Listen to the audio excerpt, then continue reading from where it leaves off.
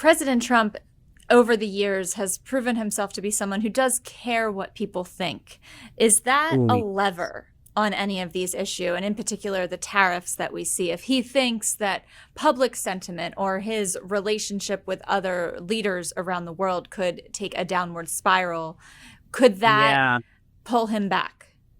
Well, that really, yeah, that goes really into the realm of God. I have no idea what goes on in his head. We do know that for some reason, and I've never really heard a really good explanation, he has been obsessed with tariffs and trade wars since the 1980s when he took out an ad in the New York Times for it.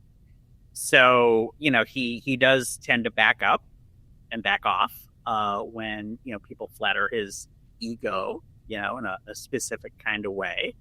Wouldn't it be good if we had something to count on other than people successfully doing that in order to stop policies which every economist seems to believe will create misery for lots of people, including the people who support him, whether they're the funders who support him or the grassroots who support him.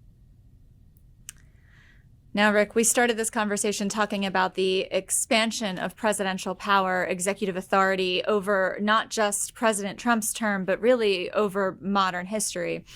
And we have in our country, over at least the last two presidents, in Trump and in Biden, chief executives who fairly or unfairly members of the public have seen as corrupt in one way or another. And I'm wondering, from your perspective as a historian, have we moved into a new threshold of American politics where that's the de facto expectation, that our commander-in-chief, our nation's president, is a quote-unquote corrupt figure? Or is there a chance of a boring president in the future who could pull us back a little bit?